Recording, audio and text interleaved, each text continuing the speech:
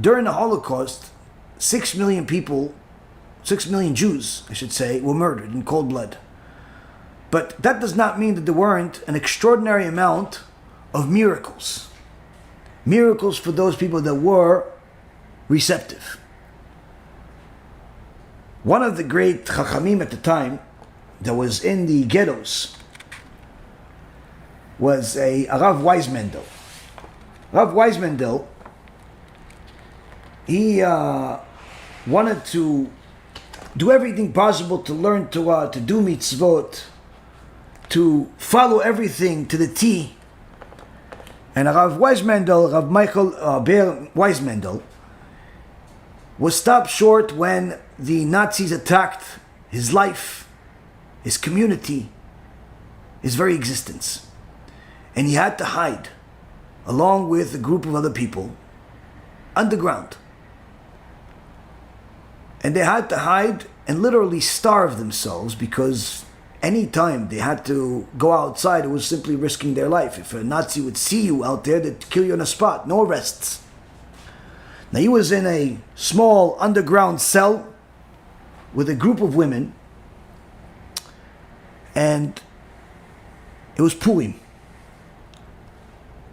And he wanted to fulfill the mitzvah of Mishloach Manot, to give a gift, a food, to his fellow Jew.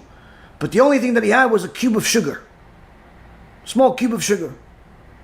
And he took his cube of sugar and he gave it to one of the people there.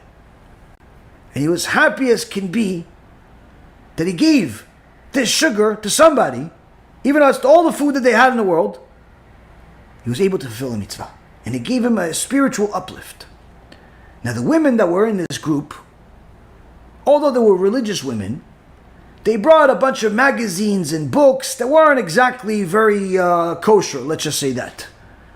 And they were constantly reading these books and newspapers just to pass the time, because there's not much you can do. There's no internet, there's no television, there's nothing. And you have to stay as quiet as can be, so you have to pass time until, the danger is gone. So they would read these books and these newspapers, but these books and newspapers were full of filth. And they noticed that the rabbi was so happy, so much happier than them. And for the first time they noticed why. He just did a mitzvah. He just did something. Doesn't seem like a big deal. He gave a cube of sugar to somebody. Like, what's the big deal? But wow, look how happy he made him. And he said to the rabbi, we wish we could do a mitzvah. Maybe we could be happy. But we don't have a cube of sugar. Last time we ate was a few days ago. So the rabbi thinks for a moment, and Rav Weissmandl says to them, you can do a mitzvah. Same exact thing like I did, and even bigger. He said, whoa, really? He says, yeah. Where are we going to get the food? He says, you don't need food. You can give a Mishloach Manot to God. God, how? He says, you brought these newspapers and books, and they're not so modest. They don't have nice things in them. If you sacrifice these things and swear that you're never going to read them again, you're going to destroy them, that is the greatest Mishloach Manot gift that you can give to God, because it'll protect your neshama. The women were so excited that they're able to do something. They immediately said, absolutely. And they started ripping up all of these papers and books and so on, and got rid of them.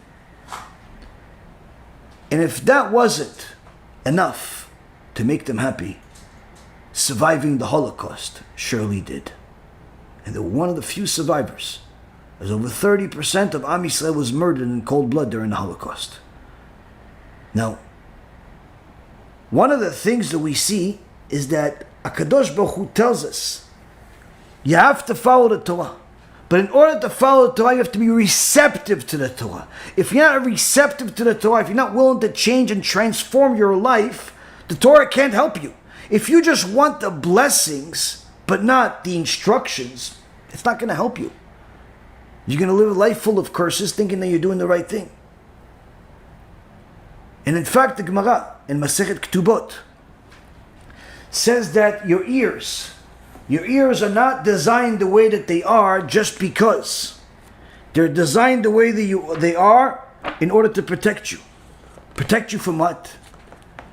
Protect you from hearing evil speech, heresy, cursing, lies, all types of scandals, all types of garbage that people like to talk about.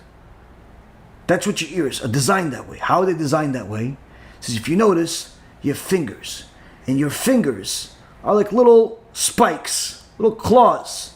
But they're not designed this way for no reason. They're designed this way because your fingers fit perfectly into your ears. That as soon as you hear somebody speak foul language, curses, lies, all types of other trash that's out there, if you can't leave the room immediately, take your fingers and stick them in your ears. You don't have to listen to this garbage.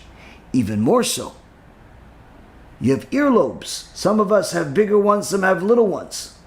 But nonetheless, every one of us can fold our ears and cause ourselves to minimize our hearing. That's for a cause too. The Gemara in Masechet Ketubot, page 5b, says, your fingers and your ears were designed in order to protect you from evil speech, in order to protect you from lies.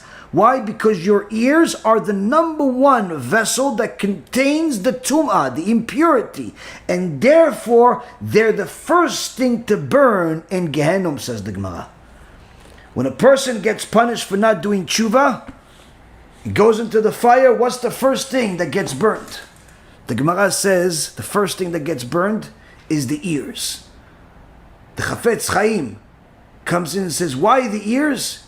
Because they're the ones that usually begin all the sins. You hear that evil speech, you hear that lie, it's juicy, it's interesting, it causes you to listen more, causes you to do something, causes you to go somewhere, causes you to take action, take that sin even further. Hence the reason why the ear is the first thing that leads to the bigger sins, but also is the first thing that ends up getting punished.